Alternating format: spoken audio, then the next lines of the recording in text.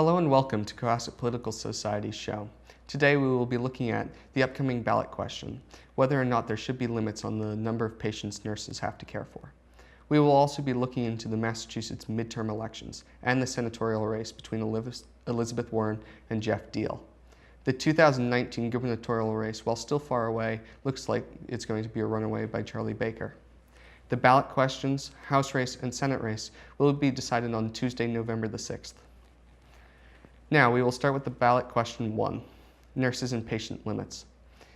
This stipulates limitations on the number of patients each nurse can have, depending on the care required by each patient. The proposed system has number of patients per nurse in a series of tiers ranging from 1 to 5, depending on the type of unit. The limitations appear to rank the care of each type of patient on a very general system. However, this does not account for specific requirements by each patient, and if they need that level of care, or if they are simply in a unit that requires that level of care. In this effect, it removes the judgment made by nurses, but it does guarantee that patients will be cared for. Nurses are allowed to increase the level of care afforded to each patient, giving them some freedom. But the state has stipulated that each facility has to have a specific written process for evaluating this. The law also has stipulations that during this process, hospitals and healthcare facilities would not be allowed to reduce any part of their staffing. This is to prevent hospitals from decreasing the number of physicians to offset the potential cost for hiring more nurses. In the event of a national or statewide health care emergency, the law can be suspended, as to deal with a larger influx of patients, a concern that many voters had. Ads in opposition to this law have been running, suggesting that patients are going to have to wait for nurses to become available. And while waiting at a hospital emergency room, they will have to be cared for by the EMTs that brought them there, when the EMTs should be out helping others. This is a real concern that some Massachusetts hospitals do not have enough nurses to comply with the new regulations, and will result in the EMTs, to quote one ad, holding the wall. Ads also suggest that this law would require less experienced nurses to take care of more advanced patients with less oversight. Ads in favor of this law have run stating that most nurses need this, as they are becoming stressed and overworked by an ever-increasing load. The argument here is for a lesser dependency on the nurses by decreasing their workload. This argument focuses more on supposedly greedy hospital owners than their patients or nurses. Now we will turn to our panel for some debate. And now we turn to our panel for some debate on question 1. On the left, we have Niels Erlandson and Thomas Olson. On the right, we have Sean Thornton and Matt Grimes. All right, I'd like to start off with a question for the left here. How do you guys feel about this proposed law? To be perfectly honest, I haven't been tracking the ballot question very closely, and I'm not really sure which way I go about it. At this point in time, I'll be voting no on this question. I feel as if the law is not proper for what we need at this current moment in time. On the right, are there any dissenting views that you have, or do you agree with your more liberal counterparts? I agree with them that I would vote no if I could. I think that by limiting the amount of nurses that can take care of patients, it will increase healthcare prices, which would be very unpopular. And I also agree with them because I'm worried that there would be a longer wait times. So there's a fear of a potential nursing shortage on both sides. Is that a fair assessment? Yes. Yes. Yes. The law proposes that to reduce the workload upon the current nurses. Is that not seen as an issue?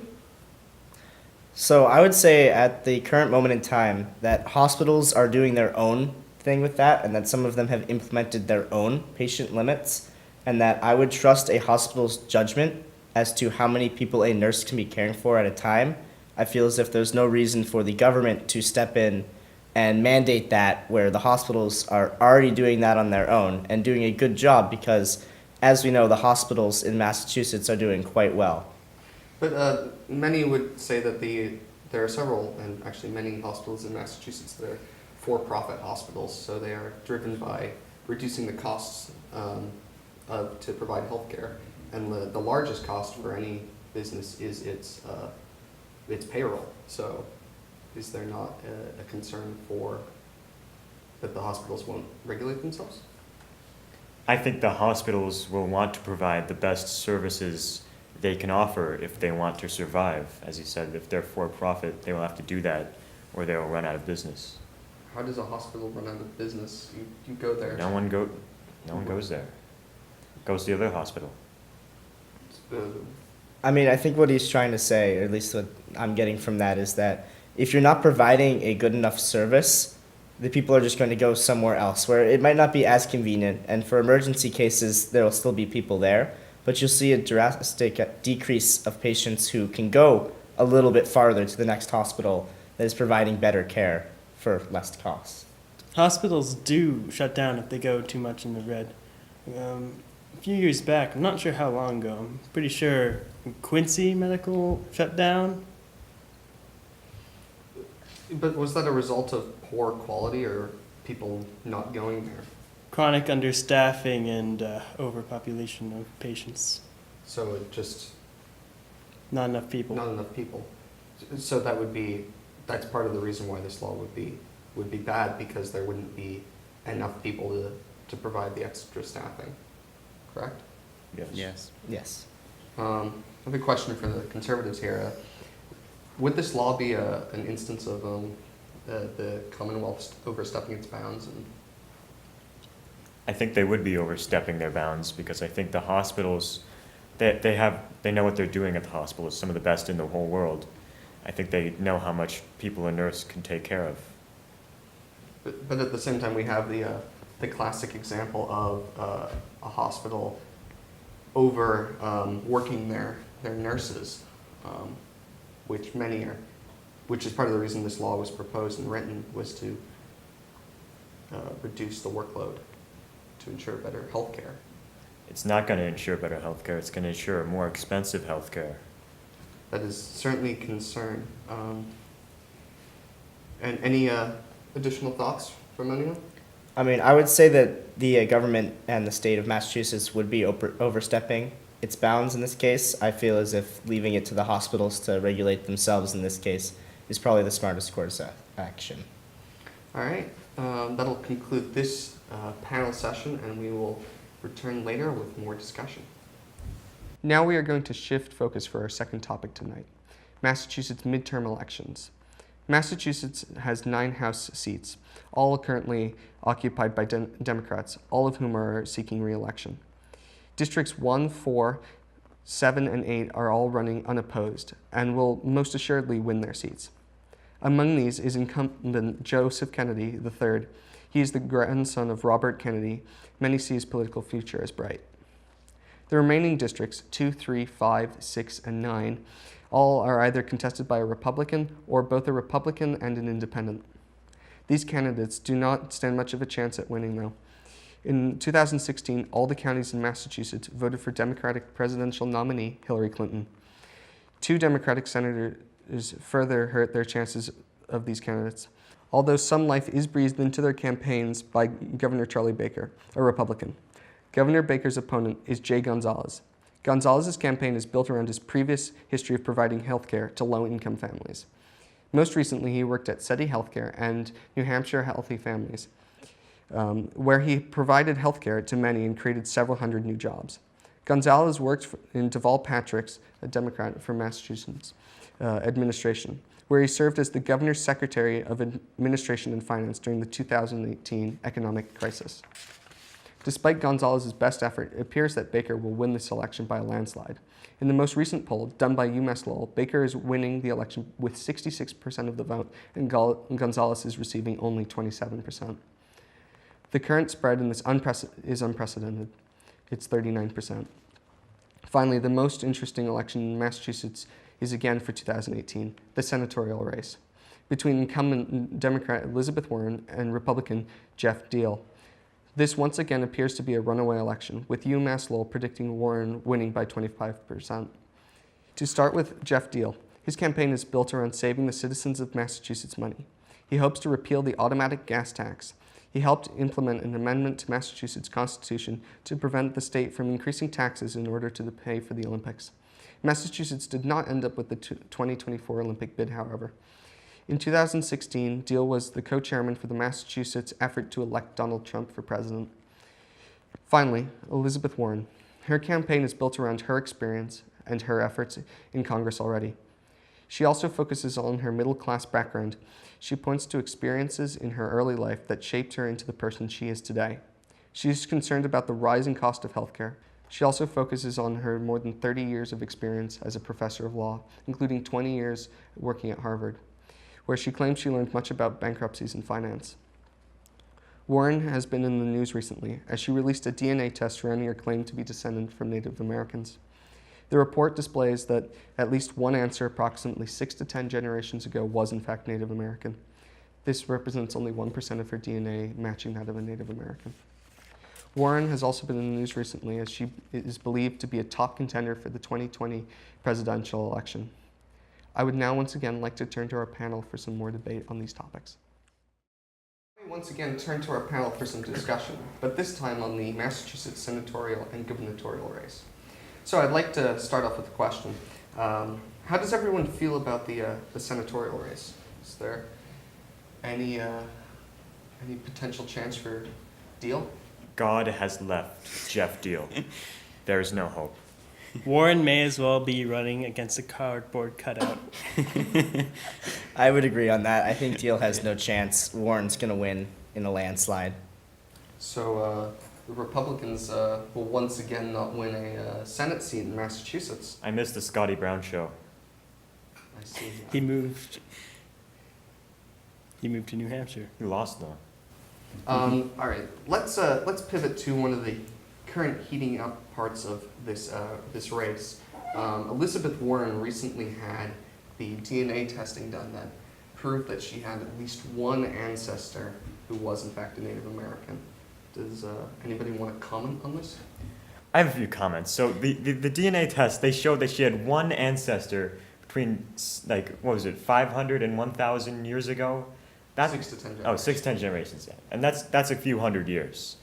And the fact is, I don't care, because the whole point of this is she presented herself as a person of color. It doesn't take a DNA test to see that she's obviously not a person of any color whatsoever. But I think in the bigger picture, what people are missing is that she may as well have announced her 2020 candidacy against Donald Trump today. I mean, that was my next question was, do we see Elizabeth Warren running in 2020 against President Trump? I would say she's probably going to, and we'll have to see how that pans out. I don't really know how it's going to turn out right now. I don't have any strong opinions about that, but I feel that she is going to run in 2020. So you're saying she will run in 2020, but you don't have the opinion on her chances. Is that correct? I don't. It could go either way. I would say that the only thing we know for sure, or not even for sure, but most likely she will be running in 2020, and then we'll see what will happen.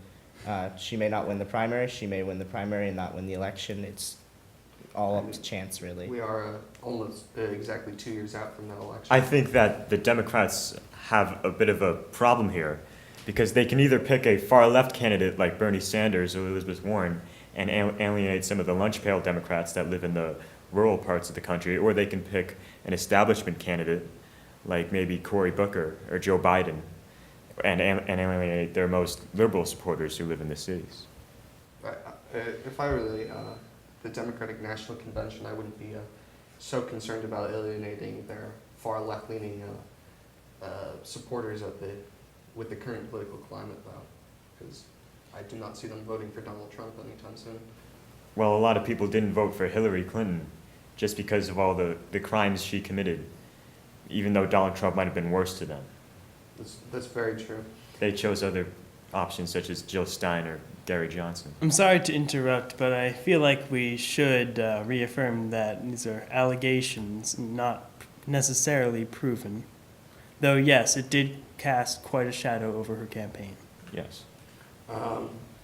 Let's pivot to the gubernatorial race, which was described as somebody running against a cardboard cutout. Does Charlie Baker have any remote chance of losing this election? I suppose so. But I feel like he has a fairly firm base going into this election. He's leading the polls by almost 40 points. Does Gonzalez, his opponent, stand any chance? No. Just a firm no? Charlie Baker's going to be governor for the next 4 years, that's for sure.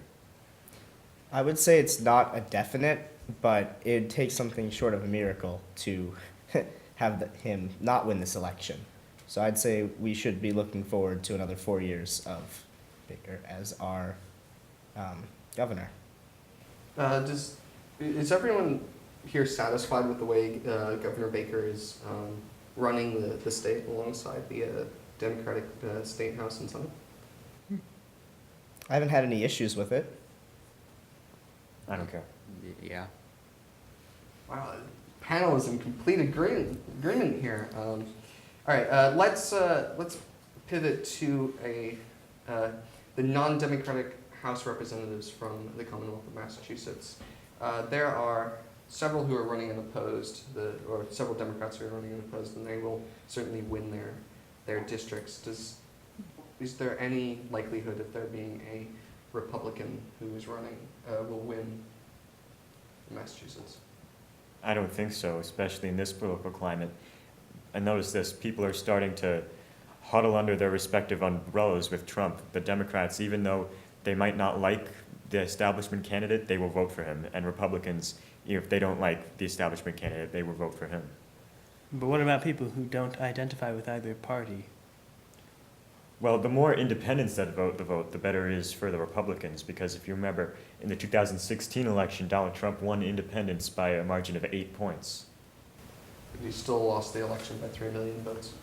No, he won the election with He won. 306 electoral votes, the ones that Marcus, I matter. believe you mean he lost the popular vote. He did win the election. That is Yes, why that's he's the what I- president. That's what I mean.